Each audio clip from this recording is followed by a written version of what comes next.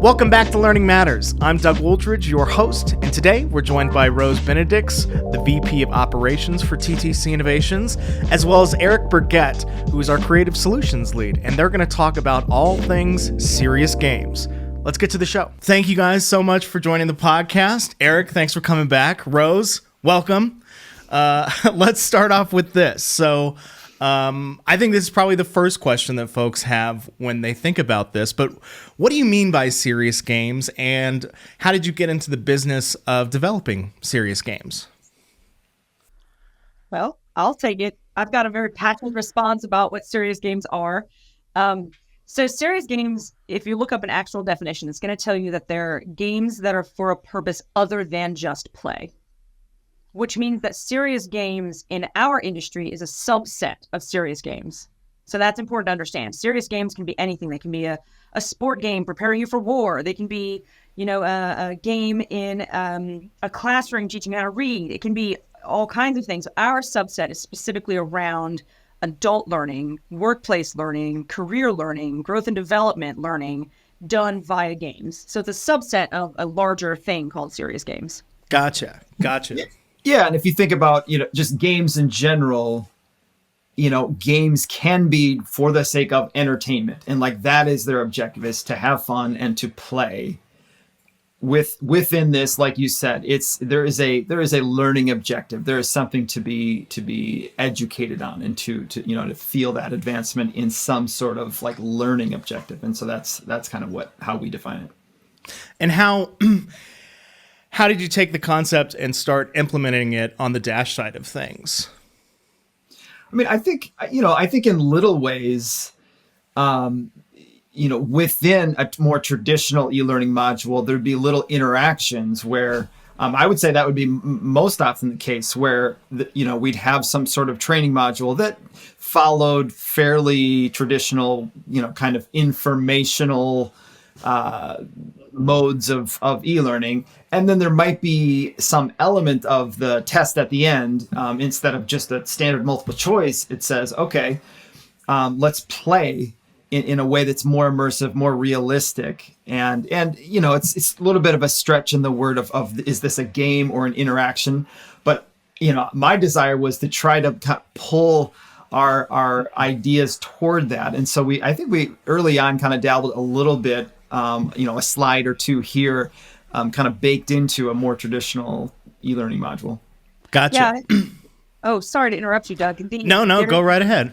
A really interesting thing happened where we were interested. We had to find a client who was interested too, right? And that just doesn't just mean interested for the sake of doing something immersive and fun, interested but had the right use case, right? They were using it for more than just that engagement factor. So things that you can't learn unless you experience scenarios again and again with nuanced changes over time.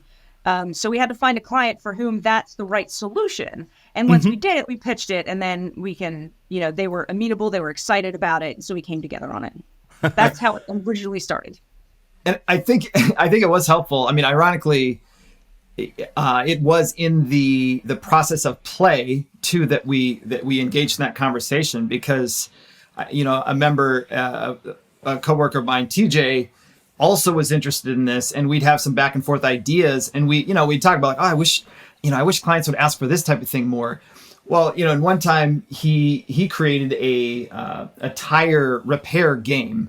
A client didn't ask for that, but just in a sense of just see what can we do with storyline to make this sort of process a game, a clickable element, and then things that a little sandbox that a person can go through and see, okay, did you do all the steps correctly? And if you don't, and you hit drive away and you didn't tighten up the lug bolts, the thing flies off and the tire flies off. It's sort of a playful, just little miniature experiment. And then the same with escape rooms. It didn't begin with a client necessarily coming and saying, this is my idea for what we should do. We just played in storyline and said, escape rooms in the last, 5-10 years have really kind of taken off in real world, but also, you start to see different little click and reveal games and different apps and things like that are really fun. And so, playing with storyline, you think, I wonder, we could basically make this game that's very similar to something I've played on my iPhone, those little click and reveal Right. puzzle games in storyline. And so we made like a little proof of concept, mostly for our own fun when we had a little downtime between projects, and then put that on the website to say, hey, this is a capability. And like Rose said, then eventually there was some dialogue with clients that had similar ideas. Yeah, and how do you distinguish with clients the difference between what a lot of people call just gamification in serious games? Yeah, really good question. The fundamental, like if you want just a definition that helps you clear it, it's that gamification is adding game elements into a traditional learning experience. Whereas serious games are a game itself that's built on learning. Gotcha. And one of the big differences from an L&D perspective is the objective, right? So if you have an objective like be able to negotiate a contract, right? You're not going to learn that through a linear, here's what a contract is. Here are some methods and some theories about negotiation. Here, you're not going to get it from that kind of information, but you would get it if you had an experience, if there was a game, if it was negotiate these contracts. I love that idea of it as an experience. Yeah. Yes. One of our innovators, Rob Kessler, asked, he's interested in the conceptual phase of the game. So how that impacts the end user design and the UI. And I think we can kind of touch a little bit on both sides of this. So from the learner's perspective, but also from someone who is just getting into designing these type of things. So Eric, I was going to say, you and I talked about this. Go right ahead. I think it's really significant for these types of learning experiences. And what I would call, there's a few different ways to kind of describe this phase, but the conceptual side, like the ideation, even backing up to a phrase that Rose has used is like the art of the possible, which we've engaged in where, we have had times where a client has come with a very, fairly mature vision of what they wanted the game to be. Right. We've also had clients that just say, I want to do something creative. I think there might be a game here. And then that's where we're at, and a budget. And it says like, hey, what can we do?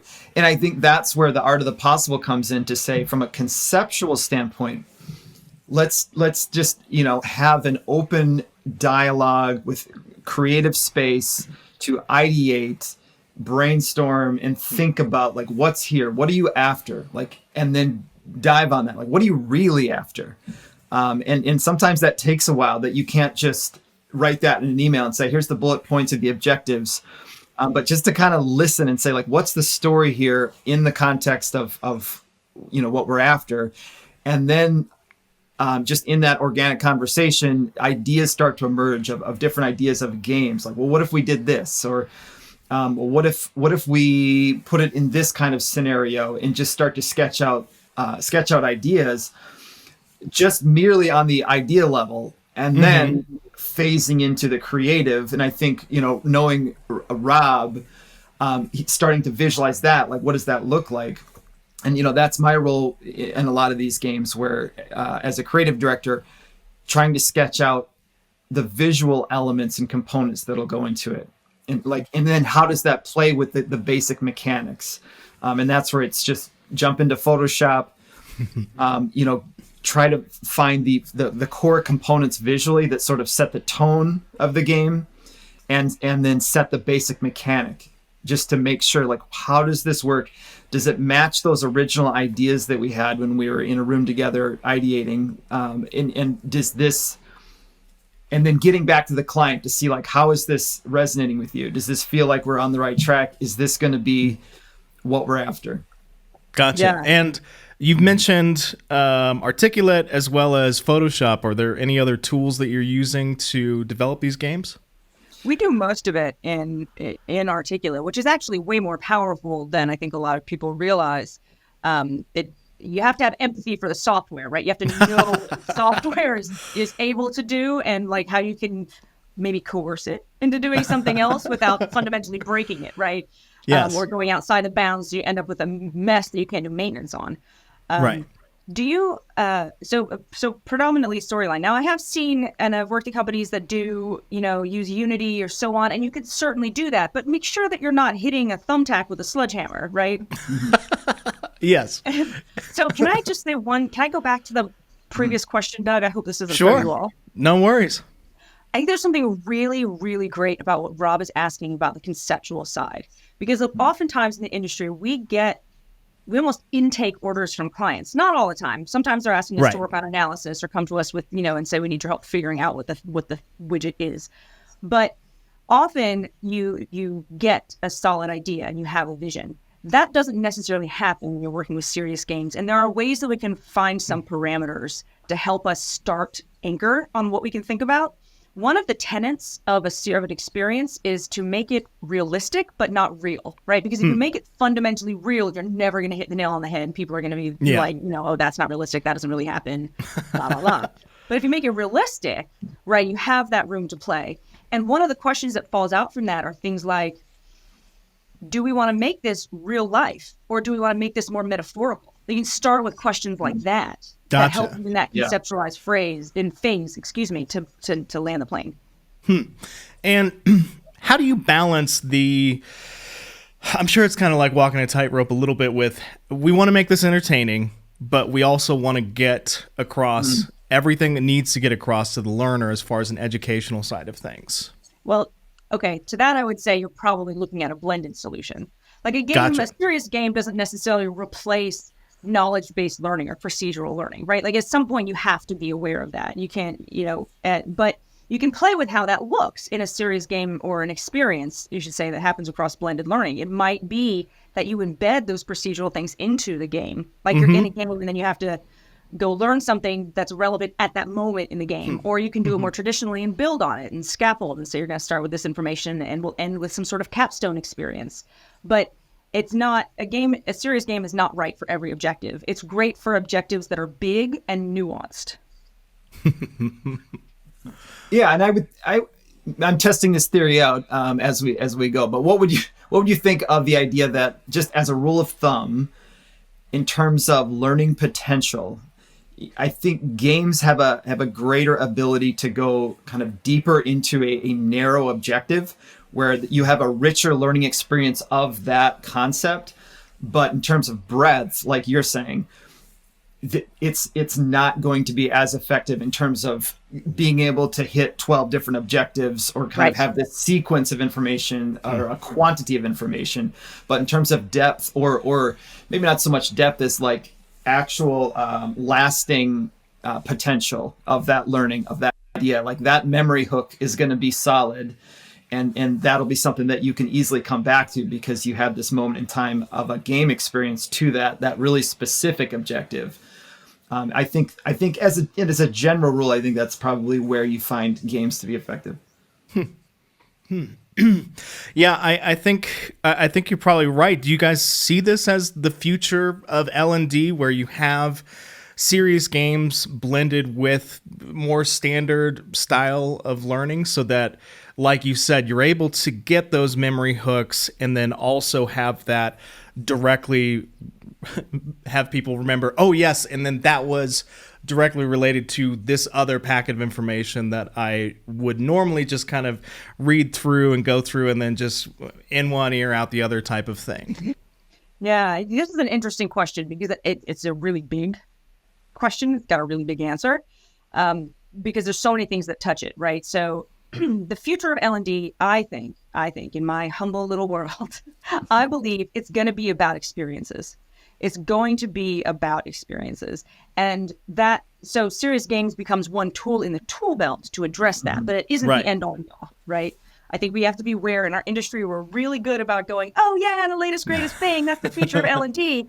But flip that and say, no, it's these things that are more experiential. And that has such broad reaching implications because L&D is going to have to start, it's got an onus to help bridge the gap between traditional education and career and professional development. And we're seeing as generations go on, those gaps change and they morph, and that all has an impact on what the future of L&D is going to look like. But I do think if you look at everything that's happening in the world today, it's going to be about experiences. How do you get people to have lived something, realize something, to internalize it, to actualize them. And I think that is absolutely where the future is going. And with that in mind, what do you think the overall impact is for a learner that's going through these type of experiences? And also, what type of are we able to get new and different types of data to come in from these experiences? In terms of experiences, I think it's broader than, like you said, it's broader than simply the serious games. That's kind of one tool. I think I read something recently that was interesting, like looking at these learning experiences on a spectrum of play. And so if you think of, the beneficial activity, learning activity of play, that is a state of mind and being that is really conducive to growth and learning, is when you're in that state. So when you're on the spectrum of like openness, of like literal, just kind of, there aren't any rules, it's just freedom of movement, freedom of agency and decision. It's a very high state of of choice for the individual. So thinking of a child at play in the backyard, just open to choices and high engagement, high enjoyment, but not really a structured scaffolding of like what is the actual learning in that situation. Thinking in terms of like L&D, we have self-directed or explore topics that you're interested in that are in your kind of career field. Wide open sense of play, follow your heart kind of invitation, very impactful. But if you're a manager trying to kind of steer certain skills, or you cultivate certain kind of narrow skill sets that you want to help them learn in, then you need to put something that's a little bit more rules in place. And so down the spectrum, you have serious games, which might be a structured set of objectives that you've mapped out, for the game. But agency is still key in these serious games. And so in this learning experience, if we can cultivate that feeling of agency, of trying to make choices to overcome the challenge, the obstacles that are in this little learning experience, there's a sense of satisfaction and enjoyment in that process. But like Rose said, it's a part of the collective. You need to move down the spectrum too and have things that have less agency, but are more prescriptive. Like, hey, we need you to know what the protocol is for file uploads on our file management system. It might be less engaging and enjoyable, but necessary in the broad scheme of activities. We need to be thorough with our information. But to draw that back to the question of like, what is the future? Like, what is the vision for a L&D company that is doing this well? I mean, Rose, if you need all those things, how do you know if you're doing it well? Yeah, that's a great question, right? The measurement question is a big one. And there's the technical side, and then there's the, the more virtuous, we're measuring because we really want improvements and to know what's working and what's not working. On the technical side of it, what you can measure largely depends on the systems you have. A standard LMS is going to track less than if you have a learning record store or if you have something a little bit more robust, right? So there's a technical side of it that does kind of dictate what you can and cannot do. However, in terms of what's possible, almost anything is now. So right. Now I've even worked on ones where it had eye tracking. Where are you gazing? Oh, cool. Yeah, very cool. How are you holding your arms? There's one in how to navigate a clean room. So it was actually tracking how people move their arms. What am I doing with my hands? Yeah, exactly. Standing in the neutral position, don't touch the canisters, right? But, that kind of thing. But the reality is, what is it that you're measuring? And the reality is also make sure you're connecting that to other indicators, right? Data is an indicator. Data doesn't tell you the whole story. It tells you where to look for the story. Right? I like that. Yeah, very insightful. There's so much here, and I'm sure that we could spend hours just talking about this. But one thing that that Eric, you and I talked about on our meetup in Kansas City just a little bit was not just the impact of serious games on the learner, but how a learner how a learner thinks about their organization after going through training like this, and how they feel that not only does the organization care about learners overall, but they care about the individual, and they see that the investment is there for them to succeed.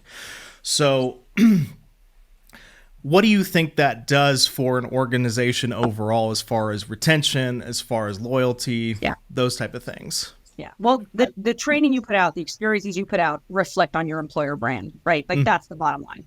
Yep. It's part of shaping the experience you have as an employee, and therefore it's part of your employer brand. So I think we need to be really careful that we're upholding brand and culture and heritage when we do these games. So for example, if I did a game for, let's make up a company, Big Liquors, right? That's been around. They've been through all the wars. They went through the Industrial Revolution, whatnot. Like that's heritage, man. Like that's gonna get in there. It's, your experiences. They're gonna want to speak to that culturally. But there are others on the opposite end that are, like a financial institution that is just going to be so risk adverse. So what a game looks like when you consider that culture is going to be fundamentally different. So I think it's sort of very, very, very much part of that experience that makes part of your employer brand. So I think there's a lot of care that needs to go into it. I mean, but I do like the idea of having a moment to reflect at a leadership level or an L&D leadership level within a company, to say, are you taking time to ask that question of, what are our goals as far as our kind of employer brand? What the people that work here, and do they feel invested in? Mm-hmm. And the learning experiences that we're providing, are they, how would we grade ourselves on like how relevant they are? Does it just feel like, we're able to match make two roles specifically in terms of things that are empowering to help them do their job, but also from that creative standpoint, to say, are people engaged with the learning experiences that we're providing over the course of a year? Is there a spark of, you don't want to say, it's not for entertainment purposes only. So you don't want to say like, oh, great, I can't wait to binge the next e-learning series. The company rolls out. But like, is there ever, are there a few in the course of the year that there's a little bit of spark of a smile of like, oh, that was that one fun thing we did back to review the policies on this, and remember that, and having those little moments of learning experiences sprinkled throughout, that reflects on the overall identity of the organization. It, like you said, it puts a little bit of a message to say, hey, we see you, and we try to create learning experiences that are going to be engaging, and we appreciate you. So I don't know. I think that matters. I don't have like data to support the thesis that like, those investments are like this make 20% difference, but I don't know, just as a human being, anecdotally, I think that stuff matters. Agreed. I think anytime that an employee can feel like they're loved, they're cared about, that they are wanted, they're going to do better in whatever their position is. They're going to have more investment. They're going to those mornings where you didn't quite get enough sleep, you're still going to get out of bed and be like, you know what, I'm excited to just work today. We got to go. We got to get these goals done. So how do you, what are the factors that come into play when you are when a client comes in and asks to develop some type of training program where you go, okay, we need to do just a standard e-learning here, or we should do a serious game? Is it, I can't imagine it's always like, let's just build some games. I would imagine that there has to be some type of thought that goes into it to be like, okay, is this going to work for this specific topic or something? And Rose, you kind of mentioned a little bit of that at the top of the podcast. Yeah. It does go back to what you're trying to achieve, right? So if you're trying to get across a new policy or a new procedure, that's one thing. But if you're trying to get people to live that policy and procedure, that's another thing, right? We've already gone from the realm of a communication to an experience, right? Like, what's it like to live that? So we've already moved the needle away from maybe a more traditional learning or a communication. We've already said, okay, this is something that they have to experience. And then you get into what does it take to turn that experience into learning, right? How much experience and what has to happen in that experience to make it work. So, for example, a doctor diagnosing. I mean, they go through years of training for that, right? So no, I wouldn't put 16 hours of plain old e-learning together on how to diagnose. It would be the worst thing in the world, and it wouldn't achieve the results. Right. But if I go and put them into an actual scenario where they are diagnosing, and it's a game in that, it's diagnose these people correctly, right? Like you're not getting points based on time, because time's not, necessarily the thing when it comes to a diagnosis in some cases. But, having the wrong measure is just as bad as having the wrong objective, right? It's going to cause the same kind of trouble.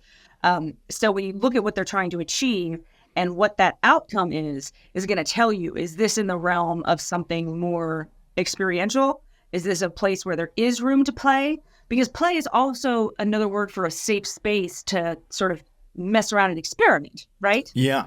Yeah. So you've got to get that into the experience as well. So really, honestly, I don't think it's that much different from what we ask in a normal intake.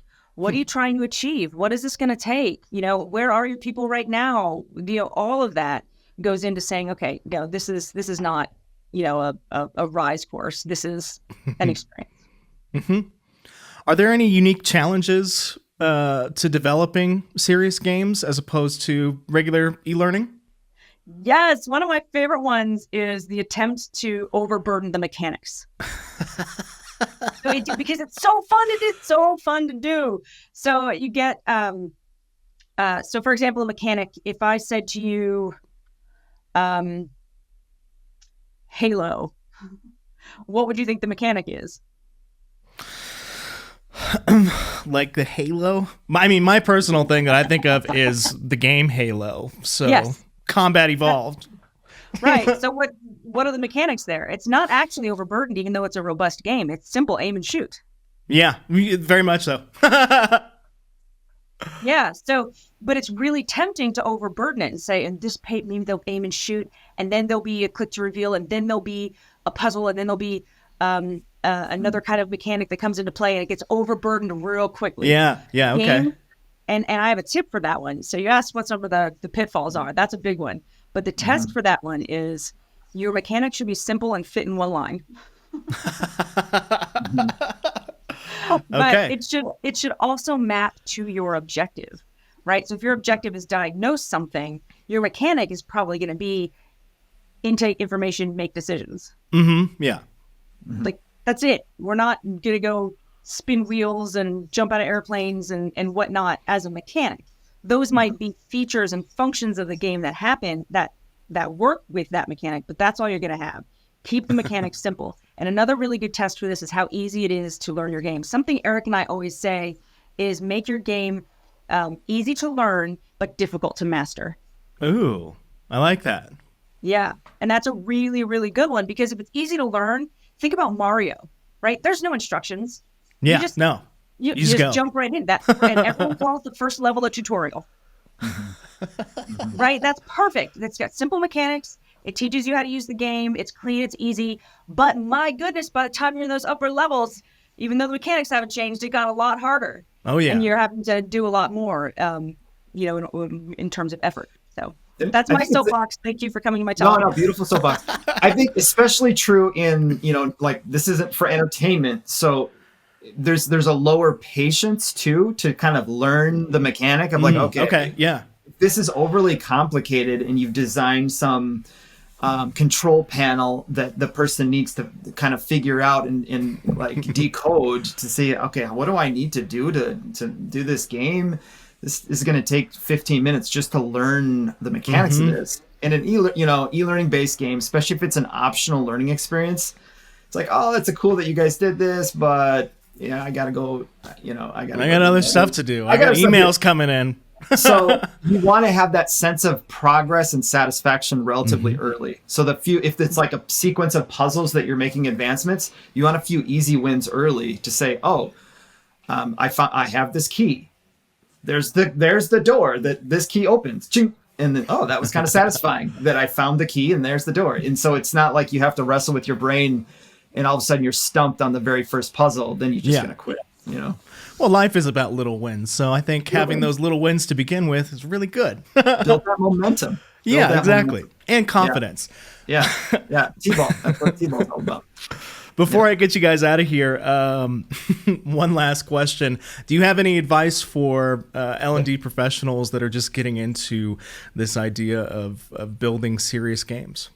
Yeah, don't do it alone. Ask for help. Ask for help. Find someone who's done it before, who's willing to, meet with you, every other week or something while you're going through the process. Honestly, that's the best way. That's how I did it. That's how I learned. Is I just said, let me hitch my wagon to somebody who's done it. The other thing is, I think if you want to get into it, I think it's about that that art of being able to invite a client in to sit at your table, the table you've made. So if you're able to say and speak on it and talk to how it's going to achieve their goals, there's going to be you'll find yourself getting better at those conversations, and your clients might be more amenable to these newish ideas. Again, not across the board, sure. But the general rule. But yeah, once again, I would say embrace that state of play, and experiment, and that's the best way to give yourself that feedback of like what's working, what's surprisingly doable. If it's storyline or whatever it is, or maybe it's PowerPoint, and you think, okay, this is the constraint. I'm in PowerPoint, and I want to make this facilitation into a serious game. What can I do? And just kind of play with the constraints and say, okay, within this constraint, what can I do? And just play with the idea, play with the possibility. Don't be discouraged by any kind of compare and contrast of what the most elaborate thing is that anyone's ever done with PowerPoint or storyline. But like, what would be surprise? Just a little bit delightful, and just play with that possibility. Yeah, you made me think of something, Eric. That's really important. Don't do it alone. This is not a type of thing that takes just that an ID can do. When we've done it, we have an ID, we have a creative director, we have somebody who's a visual mastermind, and we have somebody who's on the technical side, right, who can do things like I want to measure, not so much how long someone spends in the course, but how their decisions do or don't get better over time in the experience, right? You're gonna need a team of people who know what they're doing, who have domains and come together. It is absolutely a cross-functional endeavor. Well, it takes a village. So yeah. With that, thank you both so much for coming on the podcast and explaining serious games. This has been wonderful. Thank you. Thanks, Doug. Thanks, Doug.